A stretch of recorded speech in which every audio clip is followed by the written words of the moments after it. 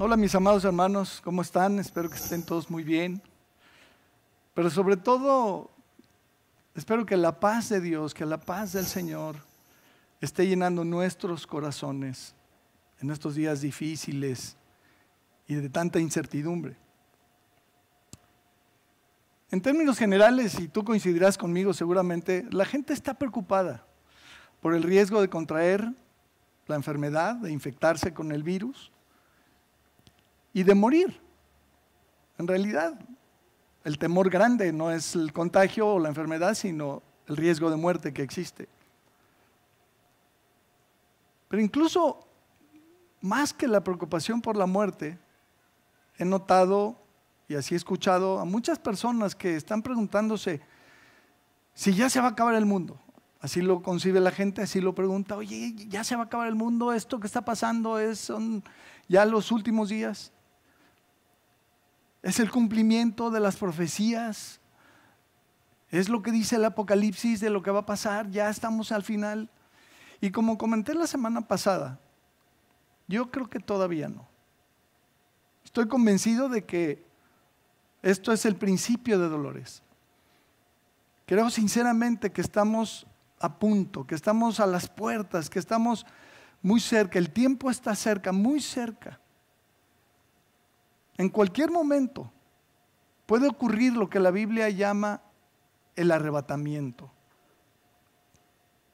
Cuando el Señor Jesús es preguntado por los fariseos acerca de cuándo habría de venir el reino de Dios y cuándo se había de terminar todo, cuándo era el fin, Él les respondió. Y te comparto este texto en Lucas 17, 34. Dice, os digo que en aquella noche estarán dos en una cama, el uno será tomado y el otro será dejado. Dos mujeres estarán moliendo juntas, la una será tomada y la otra dejada. Dos estarán en el campo, el uno será tomado y el otro dejado. Esto que describe aquí el Señor Jesucristo es como una extracción, como lo que hoy se llama comúnmente una especie de abducción. La Biblia le llama el arrebatamiento, otros le han llamado el rapto. Hay otros pasajes de la palabra de Dios, de la Biblia, de las Escrituras, en donde se nos enseña este mismo principio. No es el único, no es la única ocasión. Después Pablo lo desarrolla, lo explica ampliamente. Sin embargo, lo que sí es un hecho y lo que es inevitable es que algún día todos moriremos. Esta realidad nos hace recordar que la muerte es el resultado de la caída de Adán. Comparto contigo Romanos capítulo 5, versículo 12, que dice, por tanto, como el pecado entró en el mundo por un hombre, y por el pecado la muerte, así la muerte pasó a todos los hombres, por cuanto todos pecaron. Este texto nos deja ver claramente que el pecado entró en el mundo por Adán. Pero no solo eso, sino que el pecado introdujo la muerte. El resultado de haber caído, de haber pecado, es que la muerte fue introducida en el mundo, en el hombre, en el ser humano. De tal forma que el texto dice, así la muerte pasó a todos los hombres. En ese sentido, todos estamos infectados, por decirlo de alguna manera, por la muerte. Todos moriremos. La muerte ha pasado a todos los seres humanos. Todos los seres humanos somos mortales. Todos moriremos algún día. Todos estamos en esta condición caída. Todos estamos en pecado. O todos somos mortales a causa del pecado. Ahora, la semana pasada leímos, recordarás, si te tocó seguirnos, el Señor Jesucristo nos insta a no preocuparnos, nos invita a no preocuparnos por la muerte física, sino por la muerte eterna, que las Escrituras llaman, en particular en el Apocalipsis, la segunda muerte. Pero ¿por qué nos dice eso el Señor? Yo lo que leo ahí y en otros muchos pasajes del Nuevo Testamento y de la Biblia toda es que a Dios le interesa más lo que nos espera después de la muerte física que lo que nos pueda ocurrir antes de ella. Por supuesto, lo hemos dicho muchas veces, Dios está interesado en nuestra vida, en cada detalle. Lo leíamos la semana pasada también en este pasaje que estoy citando. Dice que los cabellos de nuestra cabeza están contados. O sea, nos habla de una verdadera preocupación de Dios y de un interés de Dios y de un control de Dios de cada uno de nosotros. Pero lo que realmente le importa a Dios y lo que realmente nos debería importar a nosotros, lo realmente importante es lo que ocurre después de la muerte. Es lo que el Señor Jesucristo está diciendo en aquel pasaje. No te preocupes tanto por la muerte física, por tu momento en donde tú vas a atravesar por ahí, en donde vamos a pasar. Todos somos mortales, todos moriremos. Preocúpate e interésate por lo que viene después. Porque realmente, mis amados, Dios ama tanto al ser humano. Dios te ama tanto, Dios me ama tanto, que nos quiere librar de las consecuencias de la caída. Nos quiere librar. Dios no quiere que nosotros suframos el castigo eterno. Dios no quiere eso. Te comparto 1 Timoteo capítulo 2, versículo 3. ¿Qué dice? Porque esto es bueno y agradable delante de Dios nuestro Salvador, hablando de que debemos orar por todos los demás, en todo tiempo, el cual quiere que todos los hombres sean salvos y vengan al conocimiento de la verdad. Dios quiere que todos los hombres sean o seamos salvos. Esto quiere decir, mis amados, que no todos los hombres son o somos salvos. Y eso es lo que Dios quiere. Dios quiere que todos los hombres tengamos y disfrutemos de la salvación que Dios ha provisto para nosotros. El libro de los Hechos, en el capítulo 17, en el versículo 30 dice: pero Dios, habiendo pasado por alto los tiempos de esta ignorancia, ahora manda a todos los hombres en todo lugar que se arrepientan. Por cuanto ha establecido un día en el cual juzgará al mundo con justicia, por aquel varón a quien designó, dando fe a todos con haberle levantado de los muertos. Está hablando de nuestro Señor Jesucristo. Dice aquí claramente que Dios quiere, Dios manda a todos los hombres en todo lugar que nos arrepintamos. Esto no tiene fronteras ni tiene tiempos. Esto está escrito aquí hace 2000 años. Dios quiere que todos los hombres nos arrepintamos. Dios quiere que todos los hombres seamos salvos. Dios nos ama. Dios nos ama con un amor incomprensible, enorme. Juan 3:16 dice: porque de tal manera amó Dios al mundo que ha dado a su Hijo unigénito, para que todo aquel que en Él cree no se pierda, mas tenga vida eterna. Dios te ama, Dios me ama, Dios nos ama.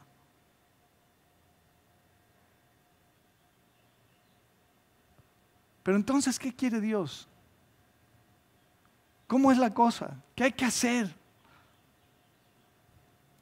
En un mensaje del apóstol Pedro y Juan, el apóstol Juan, después de haber sanado a un cojo de nacimiento en el libro de los Hechos, Pablo concluye y dice, lo voy a leer, estoy en Hechos capítulo 3, verso 13. Dice: el Dios de Abraham, de Isaac y de Jacob, el Dios de nuestros padres, ha glorificado a su Hijo Jesús, a quien vosotros entregasteis y negasteis delante de Pilato, cuando éste había resuelto ponerle en libertad. Mas vosotros negasteis al santo y al justo, y pedisteis que se os diese un homicida, y matasteis al autor de la vida. Matasteis al autor de la vida, a quien Dios ha resucitado de los muertos, de lo cual nosotros somos testigos. Y por la fe en su nombre, a este que vosotros veis y conocéis, le ha confirmado su nombre, y la fe que es por él ha dado a esta completa sanidad en presencia de todos vosotros. Mas ahora, hermanos, sé que por ignorancia lo habéis hecho como también vuestros gobernantes.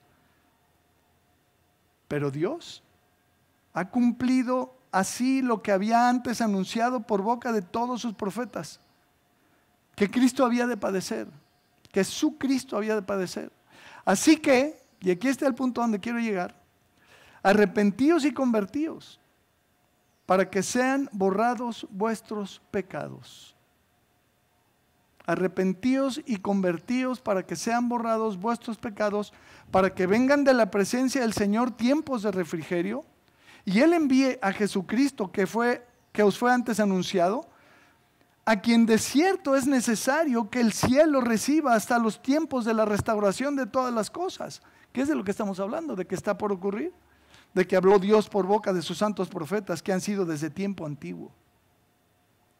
Efectivamente, el Señor Jesucristo va a permanecer allá hasta el tiempo indicado, hasta el tiempo en el que se vayan a restaurar todas las cosas. Todo lo que ha lastimado el pecado, todo lo que ha causado la caída del hombre, toda la devastación, la muerte, el dolor, el sufrimiento, el vacío, la oscuridad, todo lo que ha ocurrido como consecuencia de la caída, el Señor lo va a reparar, lo va a arreglar, lo va a restaurar. Y un día muy, muy cercano, muy pronto, el Señor Jesucristo va a reaparecer para hacer esto. Pero antes de eso se nos dice: arrepentíos y convertíos para que sean borrados vuestros pecados. Todos los seres humanos tenemos la necesidad delante de Dios de que nuestros pecados sean borrados, sean perdonados, sean limpiados. Y déjame decirte esto: si tú no crees en Dios, porque probablemente tú no creas en Dios, o tú no crees en Jesucristo, te quiero decir con todo respeto, mi amigo, sorpresa enorme que te vas a llevar el día que mueras. Cuando pases por el umbral de la muerte y descubras del otro lado que allá está Dios y ahí está Jesucristo sentado a la diestra de Dios. Espero que antes de eso tú también te arrepientas y te conviertas, como nos sugiere aquí, como se nos dice aquí. Dice claramente el versículo 19: así que arrepentíos y convertíos para que sean borrados vuestros pecados y para que vengan de la presencia del Señor tiempos de refrigerio. Y Él envía a Jesucristo que os fue antes anunciado. Por supuesto que estamos esperando que Jesucristo sea enviado de nuevo a este mundo perdido, hundido, cada vez más, cada vez peor. Ahora bien, aquí nos tenemos que preguntar obligadamente, pero exactamente, ¿de qué nos debemos arrepentir? ¿A qué se refiere la Biblia? ¿A qué se refieren las Escrituras? ¿A qué se refiere Dios cuando nos dice arrepiéntete? Y para poder entender con exactitud de qué está hablando, necesitamos hablar del pecado necesariamente. Pero aquí quiero decirte que hay una diferencia, y lo he dicho otras veces, y a lo mejor me lo has oído, espero no aburrirte, que hay una diferencia enorme entre el pecado y los pecados. ¿No es lo mismo? El pecado y los pecados. Los pecados podríamos hacer una lista enorme, enorme. Pero cuando hablamos de el pecado, estamos hablando de lo que produce los pecados. Romanos 5:12 dice: por tanto, como el pecado entró en el mundo por un hombre, y por el pecado la muerte, ya lo leíamos hace ratito. El pecado en singular, el pecado entró al mundo por un hombre, y la muerte fue el resultado de la introducción del pecado. El problema no es la muerte como tal, el problema es el pecado. Entonces, ¿qué fue lo que realmente pasó en el Edén? ¿Qué fue lo que realmente ocurrió cuando cayó Adán? Y yo sigo siendo un convencido que para entender bien la caída del ser humano tenemos que entender primero la caída de Satanás. Démosle una repasada a este pasaje. Analicemos brevemente este pasaje en Isaías capítulo 14, verso 12, donde dice: ¿Cómo caíste del cielo, oh lucero, hijo de la mañana? Cortado fuiste por tierra, tú que debilitabas a las naciones. Cuando dice aquí la Biblia, hijo de la mañana, no está usando este término como lo usamos tú y yo, como en el día a día, ¿no? Como cuando se nos atraviesa alguien en el carro, ¿no? No, está hablando del hijo de la aurora, del amanecer, de la hermosura de una mañana. Hijo de la mañana, cortado fuiste por tierra. Y luego dice: tú que decías en tu corazón, subiré al cielo, en lo alto, junto a las estrellas de Dios, levantaré mi trono. Y en el monte del testimonio me sentaré a los lados del norte. Sobre las alturas de las nubes subiré y seré semejante al Altísimo. Démosle una repasada rápida a este pasaje.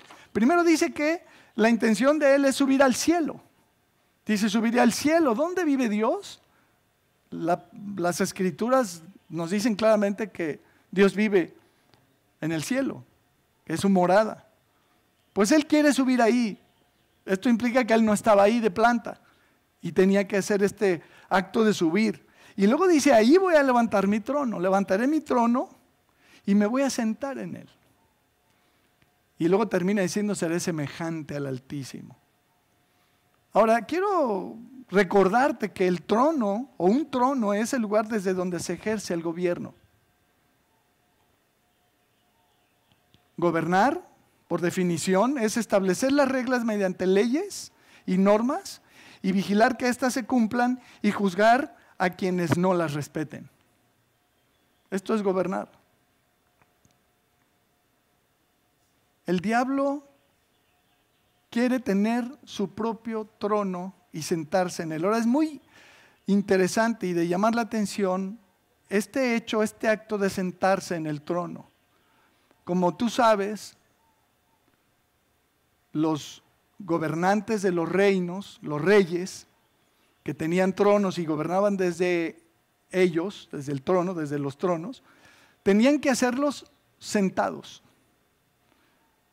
Si el rey de algún reino quería emitir algún edicto o algún juicio, tenía que hacerlo sentado en el trono. No lo podía hacer de pie o mientras paseaba por los jardines del palacio, del castillo, o en la cocina o en el comedor. Si él había de emitir una ley o un veredicto, un juicio, una resolución, tenía que hacerlo sentado, tenía que sentarse en el trono. Y mientras estaba sentado en el trono, en ese momento un escribano rápidamente escribía todo en un pergamino que al final era sellado con el anillo del rey. Me gusta apelar a este ejercicio. No sé si has visto estos programas en la televisión en donde se nos muestran los juicios y cómo entra el juez a la sala, y cuando entra el juez hay un policía ahí que dice todos de pie y todos se ponen de pie, ¿cierto? Y cuando el juez se sienta, entonces todos los demás se pueden sentar, y si el juez no se sienta, nadie se puede sentar. Y si tú cuando le dan la orden de que te pongas de pie no te pones de pie, desacato y te sacan de la sala por lo pronto. El juez llega y se sienta, y una vez que se sienta inicia el juicio. Si a la mitad del juicio el juez se para y se sale, ahí se detiene la cosa. Tiene que permanecer sentado, y a la hora del veredicto final con su martillito, ¿verdad? Él tiene que estar sentado, no lo puede hacer de pie. Porque así es como se ejerce el gobierno. Para eso sirven los tronos. El trono es el lugar para sentarse a gobernar. Y ya dijimos que gobernar es establecer reglas y normas mediante las leyes y vigilar que éstas se cumplan y juzgar a los que las transgredan, a los que no las respeten. Ahora entonces regresemos. El diablo anhela tener esta facultad que tiene Dios de sentarse, de tener un trono y sentarse, y Él lo ha visto. Y Él codicia esto y lo quiere para sí, quiere tener su propio trono. No quiere tener que estar debajo de la autoridad de Dios, quiere tener Él su propia autoridad, sentarse en su propio trono y gobernar sobre las estrellas de Dios, que por cierto son tipo de los ángeles, según Apocalipsis capítulo 1 y otros pasajes. El diablo quiere gobernar, quiere ser semejante a Dios en ese sentido. Él sabe perfectamente que no puede aspirar a ser igual a Dios. Le queda claro. Él está ahí, Él es una criatura, un ser creado por Dios. Según nos dice el libro del profeta Ezequiel, que este querubín fue creado por Dios un día. Y Él lo sabe, Él no puede aspirar a ser creador, no puede aspirar a ser omnipresente, a ser omnipotente, no puede aspirar a ser Dios, a ser igual a Dios, no, imposible. Pero quiere ser semejante a Dios. ¿En qué sentido? Pues en el sentido de tener un trono en el que se sienta y desde ahí poder gobernar sobre los ángeles, como querubín grande, protector. Ahí cayó, ahí se le acabó. En ese momento, cuando él codició y aspiró el usurpar o el querer ser semejante al Altísimo en el sentido de tener un trono y sentarse en él sobre las estrellas de Dios, sobre los ángeles de Dios, ahí se le acabó. Pero luego vemos, cuando leemos el relato del Génesis, vemos que curiosamente se trata de lo mismo. Mira, te invito a que vayas conmigo a Génesis capítulo 2, versículo 15. Dice, tomó pues Jehová Dios al hombre y lo puso en el huerto de Edén para que lo labrara y lo guardase. Y mandó Dios al hombre diciendo, de todo árbol del huerto podrás comer, mas del árbol de la ciencia del bien y del mal no comerás. Porque el día que de él comieres, ciertamente morirás. ¿Qué está haciendo Dios acá? ¿Sabes qué está haciendo Dios aquí? Está gobernando al hombre. Dios le está diciendo esto sí y esto no. Esto está bien y esto está mal. De todos los árboles puedes comer, de este no. El día que comas de este, ese día te mueres. Ese día te conviertes en un ser mortal. Dios está gobernando al hombre. Al marcarle límites y al decirle esto sí, esto no, de esto puedes comer, y le dio una variedad increíble y una cantidad increíble de posibilidades. De todos los árboles del huerto puedes comer. Yo me imagino que el Edén estaba lleno y repleto de árboles increíbles, de árboles frutales, de cosas inimaginables en el Edén antes de la caída. Pero había un árbol del cual Dios dijo, a este no te acercas, este no me lo tocas. Que era el árbol del conocimiento, de la ciencia, del bien y del mal. Dios está restringiendo al hombre, le está restringiendo este asunto de meterse en el tema de juzgar entre el bien y el mal, de determinar entre el bien y el mal. Esa es una jurisdicción exclusiva de Dios. Y Dios se lo prohíbe al hombre, se lo restringe al hombre. Y le advierte, el día que te metas en esto, el día que tú te apropies de esto, ese día te vas a convertir en un ser mortal. Y por eso estamos hasta el día de hoy sufriendo las consecuencias. Porque ellos, ¿qué crees? Como tú sabes, eso hicieron. Génesis capítulo 3, versículo 1. Dice, pero la serpiente era astuta, más que todos los animales del campo que Dios había hecho, la cual dijo a la mujer, ¿con que Dios os ha dicho no comáis de todo árbol del huerto? Ve lo malicioso de la serpiente. Aquí Satanás ya está caído. Aquí Satanás dice que era astuto, y esta palabra astuta en el hebreo no se refiere nada más a que era bien lista, sino que era astuta, era mala leche, tenía malas intenciones. Y le dice a la mujer, ¿con que Dios te ha prohibido todo, comer de todo? Claro que no. La mujer le respondió a la serpiente, del fruto de los árboles del huerto podemos comer, pero del árbol que está en medio del huerto, dijo Dios, no comeréis de él ni le tocaréis para que no muráis. Entonces la serpiente dijo a la mujer,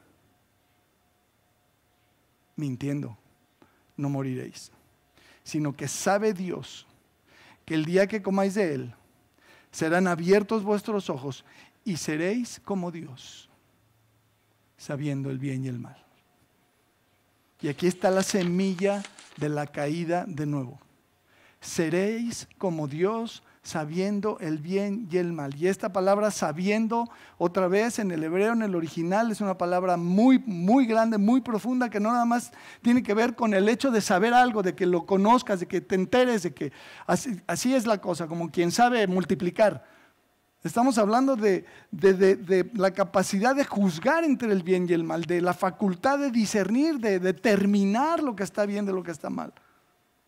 Entonces podemos decir que el punto central de la caída es que Dios le había prohibido al hombre acceder al conocimiento del bien y del mal, y el hombre, no respetando eso,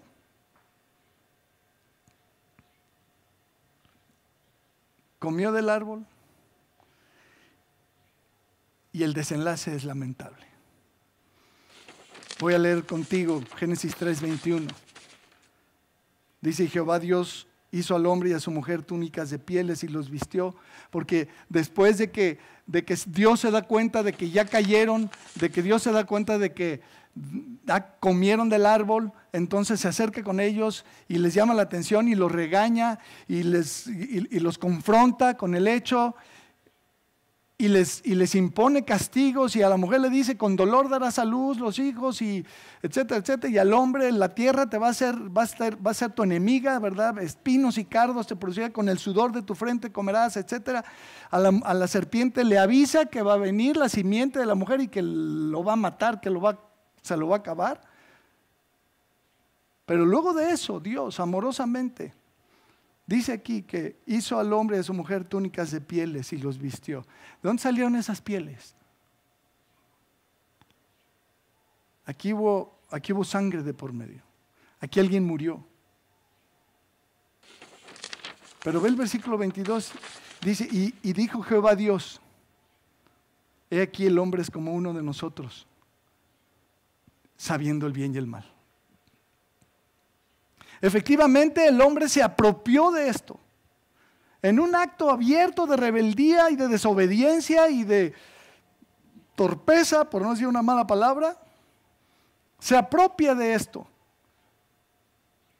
Y cuando Dios hace un resumen de la cosa, lamentablemente Dios tiene que decir: he aquí el hombre es como uno de nosotros, sabiendo el bien y el mal. Ahora pues, no alargue su mano y tome también del árbol de la vida y coma y viva para siempre. Dios tenía que cumplir lo que había dicho y restringirle el acceso a la eternidad al hombre y convertirlo en un ser mortal. Lo que está en juego aquí es la vida eterna. Dice que no coma del árbol de la vida y coma y viva para siempre.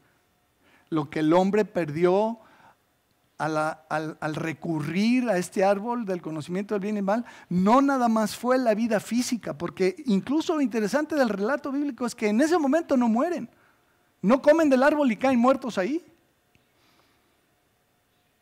sino que lo que está perdiendo el hombre es la vida eterna. Está perdiendo la vida eterna, se está adjudicando de la muerte eterna.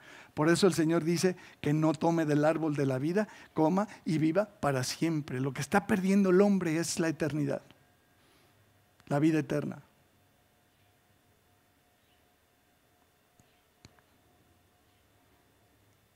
Y así al apropiarnos de la facultad de juzgar entre el bien y el mal, de determinar lo que está bien y lo que está mal, nos salimos de debajo de la autoridad de Dios. Nos salimos del gobierno de Dios, nos alejamos del reinado de Dios. Dios dejó de ser el rey en la vida del hombre. Ahora el hombre tenía esta facultad. Es una tragedia de dimensiones indescriptibles, cósmicas, eternas. El ser humano se sale del reino de Dios. El ser humano se apropia de esta capacidad de esta facultad. Y así es el problema del hombre hasta nuestros días. ¿Por qué hacemos lo que hacemos?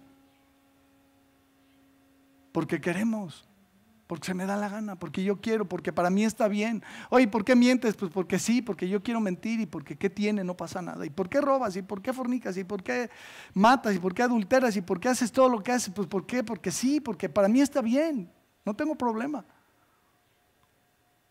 ¿Qué está diciendo el hombre? Cuando cometemos los pecados, lo que estamos diciendo es, yo decido que esto está bien para mi vida. Oye, no te drogues, oye, no te metas eso, oye, no hagas aquello. No, yo lo hago porque yo quiero. A mí nadie me dice qué hacer. Y entonces el hombre cae en un estatus o en un estado de autogobierno, de autogobernación, digámoslo así. El hombre se autogobierna, el hombre deja de ser gobernado por Dios. Dios se rompe esta relación con Dios en donde Dios reinaba. ¿Y qué crees? Que a partir de ahí Dios planea restaurar esta situación. Dios planea restaurar esta situación. Dios quiere volver a reinar sobre los hombres. Tú conoces este pasaje en Mateo capítulo 6, versículo 9, que dice: vosotros pues oraréis así: Padre nuestro que estás en los cielos, santificado sea tu nombre, venga tu reino. Venga tu reino, hágase tu voluntad, como en el cielo, también, así también en la tierra. ¿Qué estamos diciéndole cada vez que repetimos el Padre nuestro? Estamos diciéndole a Dios: Señor, vuelve a poner tu reino sobre nosotros, gobiérnanos de nuevo. Porque ese fue el problema. El problema del hombre no son los pecados. La mentira, la fornicación, el robo, el adulterio, no, el problema es el pecado, es esta actitud de yo hago lo que yo quiero, cuando yo quiero, como yo quiero. Y no me importa Dios, además ni creo en Dios. No me importa lo que Dios diga. Y si Dios dice que no, a mí no me importa. Yo lo hago porque yo quiero, porque me gusta, porque es placentero, porque lo disfruto, porque se me da la gana al final. Y el Padre nuestro, el Señor Jesús dice: oye, cuando ores, pídele al Padre que vuelva a poner su reino, que su reino venga. ¿Por qué tiene que venir su reino? Porque no está. Porque el reino de Dios no está implantado. Los humanos no vivimos bajo el reino de Dios, vivimos bajo el reino de los hombres. Y por cierto, es un desastre. Hay que leer la historia. Es lamentable. Los hombres no sabemos gobernarnos a nosotros mismos. Entonces, estar caído es autogobernarnos. Es ejercer esta facultad de determinar lo que está bien de lo que está mal. Y entonces el arrepentimiento al que Dios nos llama consiste en renunciar, en darle la espalda, en rechazar el seguir autogobernándonos. Es volver a ponerlo a Él como la máxima autoridad de nuestra vida, como nuestro Rey. Es volver a meternos al reino de Dios. Venga tu reino, hágase tu voluntad.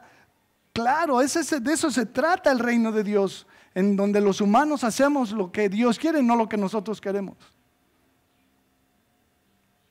Entonces, esto es el arrepentimiento. La Biblia dice en el Nuevo Testamento, en el griego, en el original, es una metanoia, es un giro de 180 grados. Es darle la espalda a la forma en la que vengo viviendo la vida, como independiente de Dios, haciendo lo que yo quiero, cuando yo quiero, creyendo lo que se me da la gana inclusive. Es dejar de vivir independiente de Dios, dar la vuelta para volver a ponernos debajo de su autoridad. Ese es el arrepentimiento bíblico. Ese es el arrepentimiento que está esperando Dios de los humanos. Dios quiere volver a instaurar su reino en la vida de los seres humanos. Estoy en Marcos capítulo 1, versículo 14, que dice: después que Juan fue encarcelado, Jesús vino a Galilea predicando el evangelio del reino de Dios, diciendo: el tiempo se ha cumplido y el reino de Dios se ha acercado. arrepentíos y creed en el Evangelio. El arrepentimiento bíblico, el arrepentimiento correcto, el arrepentimiento que Dios está esperando del hombre, es el arrepentimiento que está conectado con el hecho de que Dios quiere instaurar su reino de nuevo. Dice, aquí llaman el Evangelio como el Evangelio del reino de Dios. El Evangelio de Jesucristo no es el Evangelio de la prosperidad o de la justicia social o de lo que me digas. El Evangelio de Jesucristo es el Evangelio del reino de Dios. Y el Señor Jesucristo lo dice claramente en ese pasaje. El reino de Dios se ha acercado a los hombres. Dios ha vuelto a buscar a los humanos para volver a instaurar su gobierno, su autoridad, su reinado, su reino en los humanos, y por lo tanto Él nos llama al arrepentimiento y dice: arrepentíos y creed en el Evangelio. Hasta aquí hemos hablado entonces acerca del pecado y del arrepentimiento. Hemos dicho claramente que el pecado es estar independiente de Dios, habernos salido de la autoridad del reino de Dios, y el arrepentimiento es la decisión que nosotros podemos tomar de devolverle a Dios lo que le quitamos en el Edén. Es de renunciar a esta facultad que nos atribuimos en desobediencia de yo decido lo que está mal y lo que está bien. No sé si me estoy explicando, hermanos.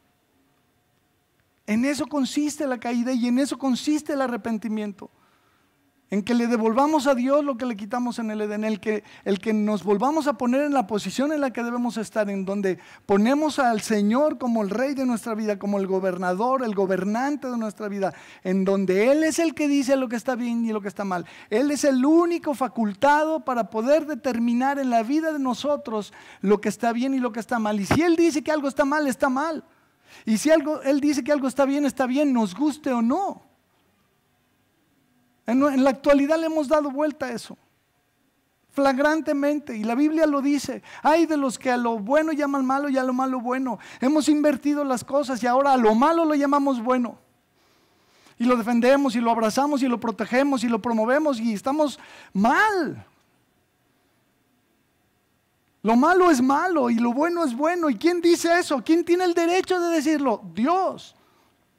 Es el único ser facultado para decirle al ser humano: esto está mal y esto está bien, y nadie más, ningún humano, por más sabio, inteligente y capaz y erudito y estudioso que pueda ser el hombre, no tiene esa facultad de determinar lo que está mal y lo que está bien. El que haga esto está diciendo muy claramente: estoy caído.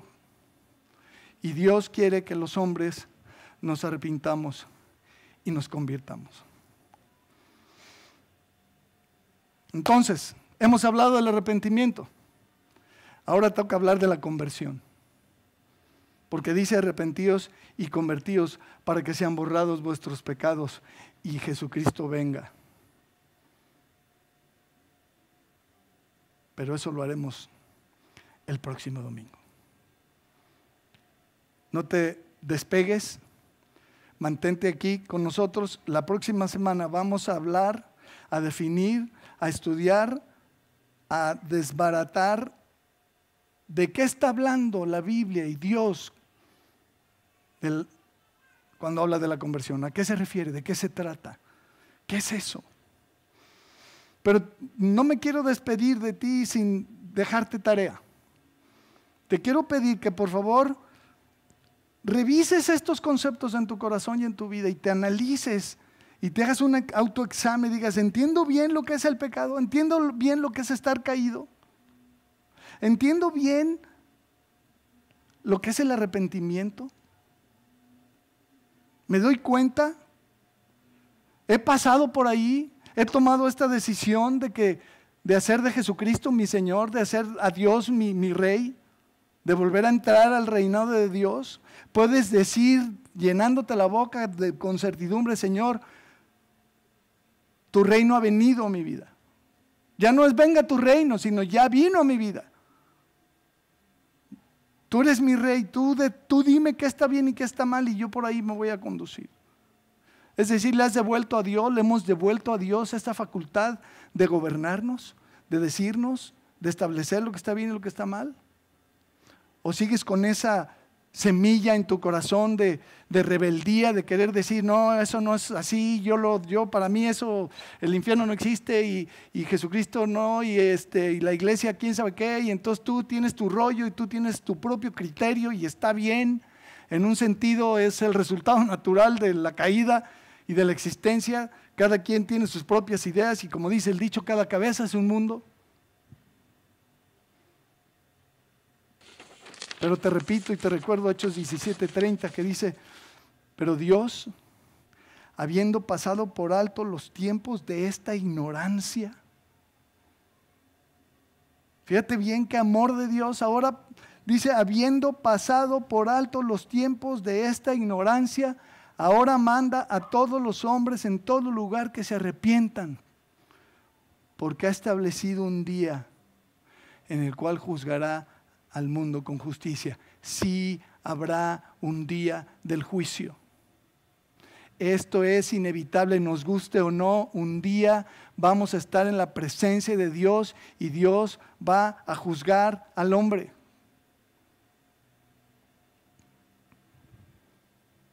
Dice, por aquel varón a quien designó dando fe a todos con haberle levantado los muertos. Todos los seres humanos podemos poner nuestra fe en aquel a quien Dios levantó de los muertos, en Jesucristo. Te invito a que estos días revises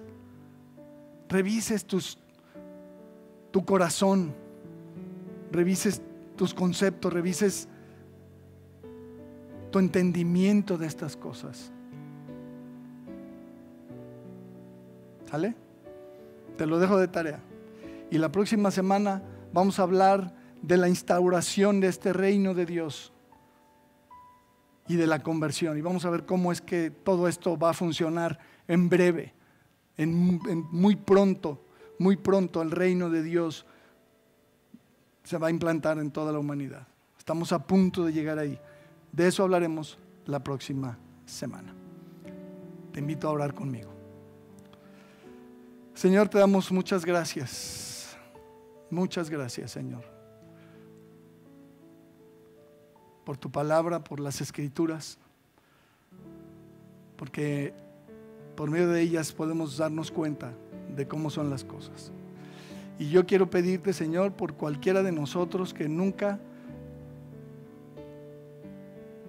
habíamos entendido este asunto de la caída, del pecado, que tú nos des la luz que necesitamos. Que nos muestres claramente, Señor, en nuestro corazón. Que podamos verlo claramente, que tu Espíritu, que tú, Señor, nos toques, nos hables, nos muevas, nos convenzas. Gracias, Señor, tócanos, que tu palabra encuentre el lugar que le corresponde en nuestro corazón. Te lo pedimos y oramos en el nombre precioso de Jesucristo. Amén.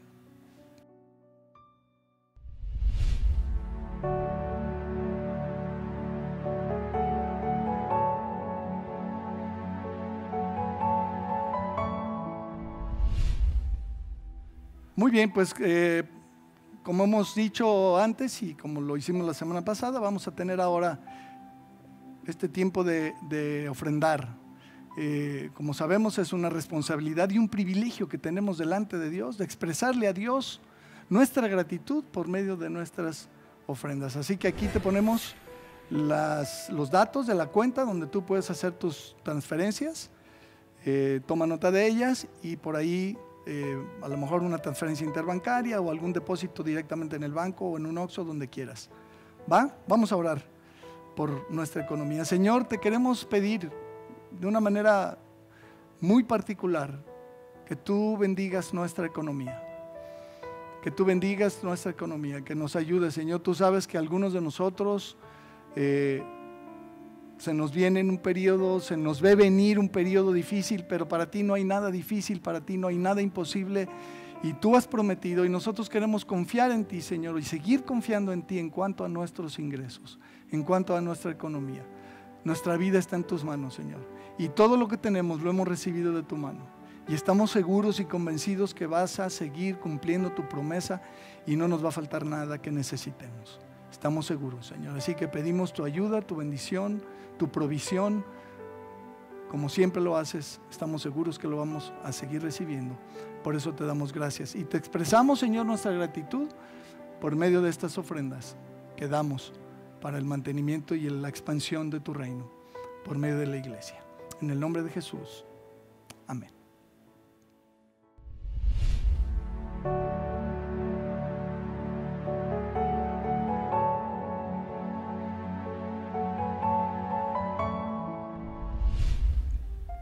Bueno, y pues ya para despedirnos, nada más recordarles que seguimos en esta suspensión de actividades por órdenes del gobierno principalmente y de las instituciones y las organizaciones de salud. El otro día, te platico rápido, una hermana de nuestra iglesia muy atinadamente me preguntó y me dijo: oye, la Biblia dice que deberíamos seguir congregándonos, porque no podemos dejar de obedecer a Dios por obedecer a los hombres. Y como dije, muy atinado, pero yo le comentaba a ella que este asunto es diferente. La autoridad no nos está pidiendo que dejemos de congregarnos o dejemos de reunirnos porque estén en contra de lo que hacemos o en contra de lo que creemos o de lo que predicamos. Gracias al Señor, en nuestro país tenemos esa libertad. Y no va por ahí, no se trata de eso, sino que lo están haciendo para detener la propagación del virus. Eso es la intención del gobierno. Y yo creo que, y le decía a esta hermana: mira, si tú estudias la Biblia te vas a dar cuenta que en el Antiguo Testamento, en Levítico 3, en Deuteronomio, hay varios pasajes en donde vemos claramente a Dios dándole instrucciones a su pueblo de que cuando alguien estaba contagiado de algún tipo de plaga, la tiña o la lepra o lo que fuera, tenían que aislar a la persona.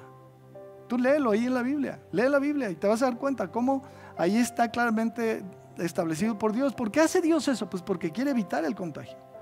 De hecho, los leprosos cuando adquirían la lepra, después que los identificaban, los aislaban y permanentemente quedaban aislados hasta que morían o sanaban. ¿Por qué? Porque no podían entrar a la ciudad, no podían entrar al campamento, no podían convivir con la población en general porque iban a contagiar a los demás. Y Dios dice: a este me lo aíslan. Y así con otras. Y la ropa de una persona que tenía alguna otra plaga tenía que ser quemada. Y si la casa se contagiaba, había que destruir la casa. Imagínate que te tiran la casa, ¿no? Porque resulta que tiene plaga. Entonces, son medidas de higiene. Y en último lugar te quiero decir esto: no nada más se trata de evitar el contagio, nuestro contagio, sino el amorosamente respetar y ayudar a que las personas más vulnerables no sean contagiadas. Por eso debemos seguir respetando esta normatividad, esta regla que ha puesto el gobierno. Debemos seguir en suspensión de actividades por amor a quienes no queremos que se contagien. Personas que tienen problemas pulmonares por enfisema pulmonar, por la cantidad de años y de tabaco que se han metido a los pulmones, o por la diabetes, o por problemas cardíacos, o por lo que tú me digas, obesidad, lo que sea, por amor a ellos.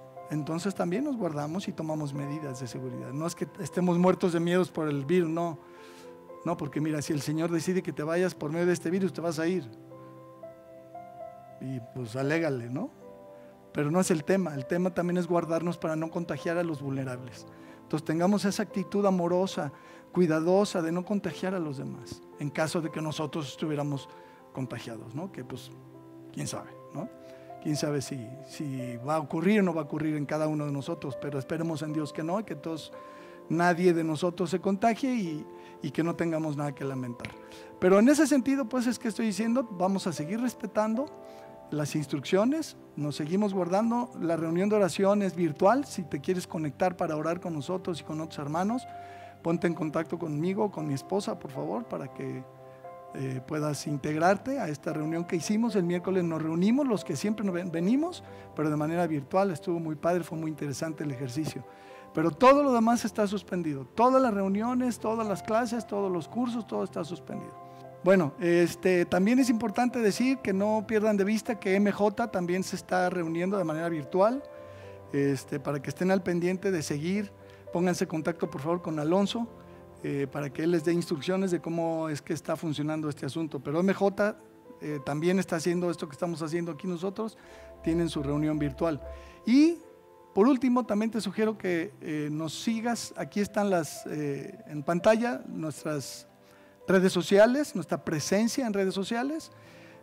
Ahí estamos para que estés también al pendiente de lo que está pasando en cada una de ellas. Pues ahora sí me despido. Que Dios les bendiga mucho. Nos vemos en la que sigue.